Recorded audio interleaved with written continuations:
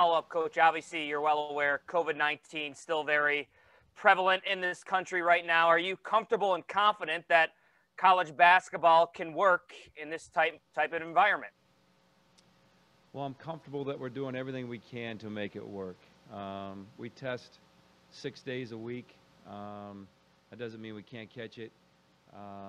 You know, we're all sacrificing. You know, as an athlete and a coach, you sacrifice anyway. You know, but we know it's going to be a part of our game this year.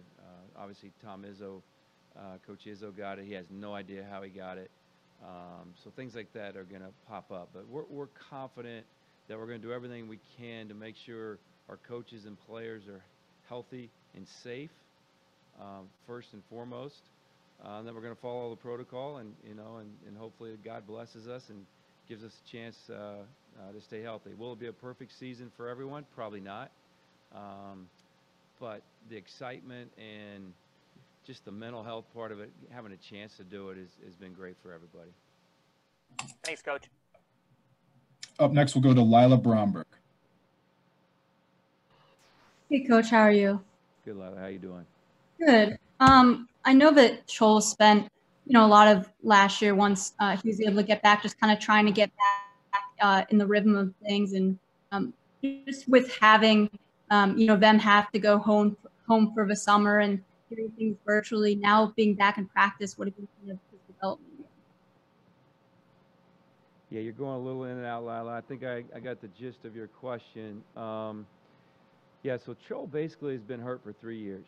Last 2 years of high school, and then, hadn't been a year since he's been back from his surgery. His surgery was in September last year, but really wasn't cleared till after Thanksgiving, around Thanksgiving, to start playing. So he's almost a year in rehab and getting better. Obviously, we lost the time where I felt like would have been really crucial for him, the spring and the summer with Coach Tarp and my assistants and myself, making him better. But he's fortunate. He had a lot of people around him back in Phoenix that care about him. He worked hard, did a lot of individual work, did a lot of weightlifting, did a lot of footwork. He'll tell you about did I think a sand workout. He was doing some boxing, footwork stuff. So he was really working hard. It's been a process. It was a little bit rusty when we started, just like every player was, but Joel's coming. He's getting better every day. He's got a great attitude. He's almost pain-free. He's 100% pain-free in his left leg. His right leg every now and then on one spot hurts him, but his legs are healthy, and he has a bright future. So we're excited about Joel. My assistants are doing a great job with him. He's getting better every day. He's getting in better shape, and I think just the more we can get up and down, the more we can play, the more drills, the more rhythm that he can get. He's starting to look like the Joel that I remember coming out of high school a few years ago. So it's exciting, and he's got a great attitude. And there's a lot of things that, we didn't know he could do because he just wasn't able to do it. And I think he's been able to do a little bit more. He's moving better. I challenge him. If you know anything about me and my practices, I treat my centers like I do my point guards. So I challenge him to get out on the floor and do things, and each day he gets a little bit more comfortable with it. He's trusting his legs, and he's just a lot more confident. So it's a good story to this point, but hopefully he's going to have the type of year that we think he can have for us. And just to follow up, how have you seen the front court develop so far, especially with so many new guys there? Yeah, we're pleasantly surprised. It's been really good because Joel's coming on. He's probably much further along than we thought he was going to be at this point. Still got a long ways to go. Galen Smith, I think he averaged 17 minutes a game for 3 years at Alabama. It's a pretty good team and a pretty good league. So he's played valuable minutes. He was well coached down there. Has a great feel, especially where to go offensively. So his maturity's really helped us. We're hoping Dante Scott makes a jump for us. That's very vital for our improvement and his growth. And then Jarius Hamilton averaged, double figures in the ACC last year. So he's a good player. We feel good about our front court. Of course, we could always slide Darryl down if we have to. We might not have to do that as much this year. We're a lot stronger at the 4, and we feel like we have 2 centers that kind of complement each other and can, work well together. So You know, if we have to go small ball, we can, you know, move Jarius down or Dante down or do whatever we have to do. So we feel good about our front court. And you know, there's no Bruno, there's no Sticks.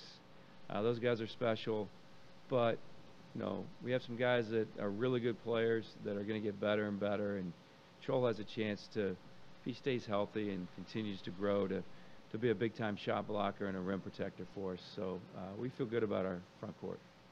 Thank you. Up next, we'll go to Emily Jean Balbo. Hey, Mark. Good to see you. Kind of had a similar question, but just with Jarius, what skill set does he have that he brings to you guys? And in terms of how you'll play, do you expect to always have a center, or would you be more inclined to try to get more of your best players on the court and play smaller? Yeah, first of all, Jarius is a grown man. He's, I don't know, 6'8", almost 6'9", 240 pounds. You know, and him and Dante are out there banging on each other. It's a sight to be seen. They dove for a loose ball the other day, both of them, and I was just praying they'd both get up. So he's a grown man. You know, we're trying to, every time I talk to him, I say, pretend you're a two guard, pretend you're a two guard. You know, we're working on his handle, working on his shot, getting him more comfortable, not only making plays for himself, but making plays for his teammates. I think that's where you'll see a lot of growth in Dante, too. Dante was a really good passer coming out of high school. Hopefully he'll be able to do that for us this year out of our offense. But Jarius is a really good player. He's worked hard defensively. He's very coachable. He's a great kid. He's excited he gets the opportunity to play. So, will he play mostly 4? Yeah, but, you know, I don't know who our best players are and all that stuff. We don't have exhibition games. It's really kind of hard to scrimmage. Even with depth as far as with referees and everything and COVID tests. And so I think we'll kind of, our schedule should be coming out soon, who knows when, but you'll see we'll have chances in games to play guys and figure out how we want to play. But the great thing for me as a coach, I can go a lot of different directions, and that's really what I'm most excited about. Up next, we'll go to Andy Koska. Hey, Coach. What has it been like trying to incorporate the freshmen and other newcomers into your team, considering, you know, no summer and kind of limited or adjusted practices and things like that? What has that process been like? Well, lucky for me, there's only 2 freshmen that I have to incorporate, and they're really good players, Dockery and Aquan Smart. And so the veteran guys, you know, Galen Smith and Jarius have been well coached, and they pick things up. They know what a college practice is like. They know what games are like. They've played in great leagues. So they've come along really quickly. You know, just getting the young guys to understand how valuable every possession is, and they had to get used to my coaching and just the pace that we play at, the pace that we practice at. That was probably the biggest thing. But they're bright kids, and they're working really hard. And I got great leadership. I got older guys that want them to be good, that do a great job of helping me coach them. I have great assistants. We've watched a lot more film this year, you know, whether it's individually or as a team. Normally I don't watch film every day, but we've been watching film every day, keeping it really short because of COVID, wearing our mask in our meeting room and spacing guys out. But I think the film works help. So it's been a little bit different. You know, but we're gonna have a pretty long preseason. What I mean by that is, once we got through our little COVID that we have within the team, we've been going. You know, we'll go about 6 weeks, 7 weeks, maybe 8 weeks of individual work / practice to get ready. So, no excuses here on my end. We should have them ready to go on November 25th. Up next, we'll go to David Suggs. Hi, Coach. I was kind of wondering, like, talking about having newcomers in the team, how much does a figure like Daryl, what role does he play kind of in helping as kind of that senior leader, just getting players used to maybe the team culture, College Park as a city? Yeah, what's his impact on that? Yeah, probably that's a great question, and I'll talk about Daryl. Probably the thing I worry about most with the young people and the new players is just mental health. They're in their dorm room going to class, and they're in practice, and we're not allowed to do a lot with them. And so we've really worked hard on that trying to stay in touch and talk to our guys. And it's not like they're going to class and making friends and doing all that kind of stuff. So that's been the hardest part for the new players. Darryl Marcel's probably grown as a leader more than any player I've ever had. It's just a natural thing for him. And he's really good at making practice real competitive and kind of being a real jerk about it, but everybody respecting the way that he goes about it.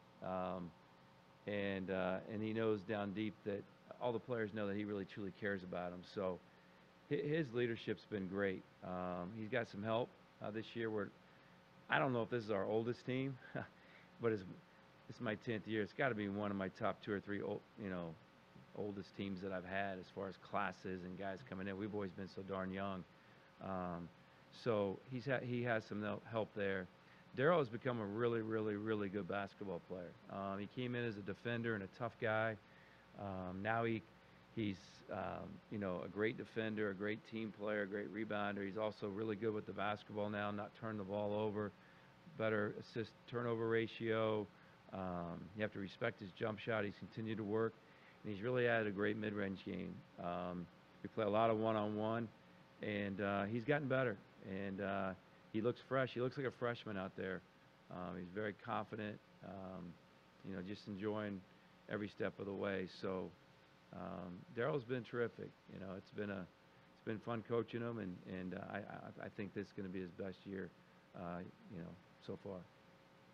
And as a follow-up, kind of looking at Darryl, obviously he's from Baltimore, local roots. How do you kind of use his development as a player, as a leader, to kind of, maybe put that on to other recruits kind of locally, obviously bring in Julian Reese next year.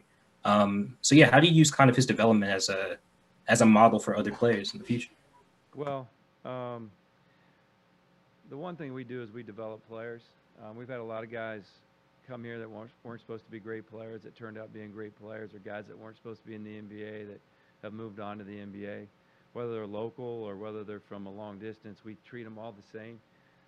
We've had a lot of success with local players that have done great for us, and Darryl's just one guy, so that's done great for us. So I like recruiting local. I like when guys stay home, and I like when guys get better. So really, that's what we do. We really work hard on making guys better, and it's fun. It's what makes coaching fun, not only on the court but off the court, and help them grow as young men.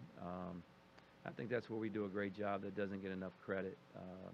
We did a really nice job during COVID with the help of our character coach, Donnell Jones, of, handling a lot of things that these young people were going through, isolation, not being in school, season being canceled, social injustice. It's something we work really hard on, and it's not just about winning and losing. We want to win every game, but we're about building the whole person. I think we do a great job with that. Up next, we'll go to Alif Kareem from WDBM. Hey, Coach. Hope you're doing well. Good to see you again. Good to see you. Coach, my question is about sort of the role that Anthony Cowan, now that he's left, and how do you plan on filling that role with the team, especially because he's played such a crucial part in sort of moving where the offense went the last 2 seasons? Yeah, that's a great question. You really don't replace Anthony. His toughness, his speed, just the bigger the moment, the better he was. Bringing it every day to practice, playing well in almost every game. Not always shooting the ball well in every game, but always bringing it. So you don't replace that. But we have a lot of great players, a lot of really good players that are willing to step into that role. So it won't be one guy that does it. Eric Ayala is going to be Eric Ayala. Eric can really score the ball. Eric's a really good passer. Eric's got great size. Eric's continuing to get better. Then you have Dockery and Aquan Smart, or probably closer to Anthony because they're fast, they're competitive. Aquan's really a fast, elite level athlete. So he'll hopefully do a few of the things Anthony did. I think he can be an elite defender for us also. And then guys like Wiggs and Darryl and Dante and Chol and Jarius and guys like that, Galen are just going to have to step up. We'll be a different team than we've been in the past, but Mello left, we figured it out, and now Anthony's left, we got to figure it out again. So I have confidence in our backcourt that we have really good players there are going to do a great job for us. And sort of to follow up on that, have you had a chance to speak with Anthony, especially considering how the season ended and sort of how he is doing right now? Yeah, well, I probably haven't talked to Anthony in about 3 weeks, probably since the ring ceremony, whenever that was. Could have been a month, could have been 3 weeks ago. Probably talked to him a little bit right when when the season ended, just trying to get everybody through it. And then a little bit more when you kind of realize what was going on in the world. He's been back and forth up in New York working out. I just hope he gets a legitimate shot because he's really a good player. He's fast. I don't think people realize how fast he is and the things that he can do defensively and how competitive he is. So hopefully he's going to, November 18th is the draft. Obviously we're hoping great things for Jalen. Then free agency starts the next day. That's where Anthony's going to figure out where he's going to be, which camp he's going to be in, and all that kind of stuff. So, just hoping for the best. But what a career that kid had. It was amazing, and I miss seeing him every day. I saw him and Jalen, Travis Valman, and Will Clark. They were back for the ring ceremony. You miss guys. You're with them every day, and then all of a sudden you don't see them. So it was good to see him, and with our mask on, give each other hugs and enjoy that day. But just four great young men that helped us win a lot of games. Up next, we'll go to Heather McDonough from NBC4. Hey, Coach Turgeon. A couple things for you. One, you just mentioned, I guess, a COVID situation. Are you able to elaborate on what that was and how you've moved past it? Yeah, so we sent our kids home in August, and when you send kids home, unfortunately, one came back with it. One guy drove them to the doctors to get a test. Other guys are roommates. So it kind of went around our team a little bit. So this was late August, early September. We had a few members of our team catch it. And they've done all the testing, all the heart MRIs and all that stuff. And, we feel good about it. Everybody's healthy and doing great. And, we're just going to try to keep it out of our program. But we went through it, missed a few weeks of practice. One guy missed up to about 26, 27 days. Just wasn't, just making sure that he was healthy. So, but we're in the clear now. And hopefully we can, do our best to stay that way. So seemingly you did have firsthand experience with it with your team. More so than ever, I guess, how important is it for you as a coach you're not just there to work with them on the court, but to navigate this whole season that is certainly going to have who knows what. How do you take that in as your role, knowing again that off the court and all that is just as important as on with these uncertain times? Yeah, first of all, our medical team, Dr. Rooks, Matt Sharvett, my trainer, they've done a tremendous job. And I think the protocol through the Big Ten has set us up to help it, a little bit, help it from spreading. If someone does get it, we can catch it early. I don't know, Heather, if you have kids. I can't see, right now, but it's, it's hard. It's hard to control young people. We lecture them every day about making the right decisions, control your bubble. We haven't done anything drastic as far as moving into hotels, because I think you can get it in a hotel room just as much as you can get it, in the dorm room. So we're going to hit a period, I think, where kids are going to go home after Thanksgiving and not come back till late January. It'll kind of help our bubble a little bit going in, over those next few months. So we'll see, but it's an everyday thing.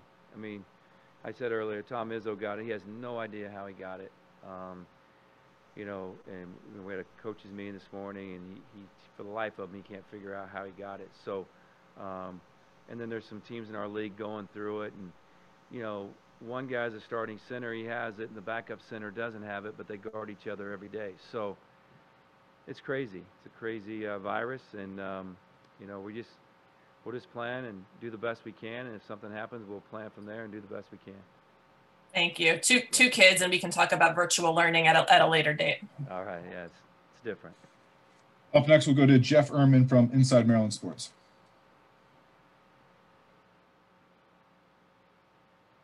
Is he on mute? Hey, Coach, can you hear me? Yeah, I can hear you now. Sorry about that. It seems like a big factor this year is going to be Aaron Wiggins kind of progressing into that A1 kind of scorer for you. I know last year's preference was coming off the bench. How do you feel about him in terms of his game and his mindset of moving up into that role where he could be your leading scorer or one of your leading scorers on, just about any given night? Yeah, I think he's ready for it. He played starter minutes last year. Maybe he didn't have starter mentality when it came to scoring. I think the thing I'm most proud about Aaron is how far his all-around game has come. Kind of known as a shooter coming out of high school. Ball handling, his passing, his decision-making has come so far. His foot speed's gotten better, so defensively he's become a lot better player. His rebounding, his leadership, his understanding of the game has really improved. I think there'll be many nights where he's our leading scorer, and there'll be nights where he's not our leading scorer and we'll still win. So he's a good player. He's gotten better. He's very comfortable, and I think he's ready for that step. And I don't think he's feeling, from what I can gather, any pressure of that next step. I think it's something he's really looking forward to, and I think Eric's kind of the same way. I think Dante's the same way. I think Daryl's the same way. These guys all want to score, because that's what they get written up about on the blogs, the papers, and everything else. So he's a good player. We'll use him in positions to make plays for himself and for our team. But I think you'll see a really well-balanced basketball team this year. It's the way it's looking in practice every day. Every day there's a different kid that steps up or two that steps up and does a nice job. So that's a good feeling as a coach when you have balance, and I think that'll help us be successful. And then a quick follow-up: how do you feel about Aquan's readiness to help you out as a freshman? Yeah, so Aquan is, like I said earlier, he's a heck of an athlete. He's fast. He can cover ground quickly. There's guys that are fast and guys that aren't fast in short space. He's fast in both spaces. So it's just getting him to let me coach him, let our coaches coach him, get an understanding for how important everything is, but not take away from the kind of player that he is. So he's good on the break. I think he can be tremendous, one of the best defenders, not only in the Big Ten, but in the country as his career goes on. He can really heat up the ball, which is making Eric better every day in practice. So we feel good about him. We really do, and he's ready. Athletically, he's ready. He was a heck of a player. I think he was one of 2 unanimous all-state selections in Illinois. The other one, kid that went to University of Illinois. So he's a good player, and we're fortunate to have him. We're looking forward to coaching him, but he's ready. He's going to help us. Time for a couple more. First, we'll go to Jacob Steinberg from WMUC. Hey, Coach, how are you? I'm good. How you doing? Good, thanks. So you just talked about earlier, you obviously have a healthy mix of veteran guys on the roster and some new guys as well. Specifically from those veteran guys that have returned, I was wondering if you noticed maybe one commonality where a lot of them have improved in one particular aspect of their game, or has it been pretty different for each guy? Well, it's really hard to say. I can see guys really making jumps here in the last 2 weeks, because what happened was they came back and you didn't have much in the summer. We were wearing masks in the summer when they were playing. Then they came back. We had a little COVID scare. So then we had them, and then we were back in mask, and we could only have one guy on one goal with one ball. And then we progressed to 1-on-1, to 2-on-2, to 3-on-3. So then you had to get him in shape. So then we took about 3 weeks to get him in shape, and then we started to practice the full 2 hours. So we've been going the full 2 hours for about 2 weeks now, maybe 2.5. I don't know exactly. I think this will be our 12th practice today where we felt like they were in good enough shape to practice. So during that stretch, you've seen incredible improvement because they got in shape. And all the drill work that we were doing to get them ready for that is improving. So I guess I would just say, like, they've, across the board, of all the guys that were here last year, have improved their games in all areas. Whether it's ball handling, whether it's shooting, whether it's defending, whether it's being, you know, a great team defender, whether it's being a better leader. I think across the board, you can say that guys have grown up and really matured in a lot of areas. So it's made practice a lot easier for me. They've helped me coach, and I got a very competitive group. And when you have that, you have good practices, which means you're getting better every day. And just building on that, you mentioned obviously how tough it is with the truncated offseason. So how much has it impressed you and your staff, how much the current guys have improved in all facets of their game with the challenges that you and the players have faced so far? Well, a lot of them were able to figure out how to get in a gym or find a sidewalk or an outdoor court. You know, May, June, we brought them back in July. We were limited in July and part of August. But the way that we approach practice and the way we approach our team every day is they know what is asked of them to get better and make themselves better. So probably where it hurt the most is not being with Coach Tarp, our strength coach. You know, there's some, you know, you see the growth that our guys have throughout their freshman year. Then after their freshman year, the start of their sophomore year, you just see extreme bulk and growth and athleticism. You know, we probably didn't get that jump because Kyle's terrific at what he does, and he was just really limited on time, and they had to wear masks. They were outdoors, and, you know, just a lot of things that affected him and the way he could do his job the best way he can. So that's probably the only thing that is probably behind. Thank All you. right, thanks so much, guys, for attending today. Appreciate everyone's time. Thanks, Coach. Thanks, guys.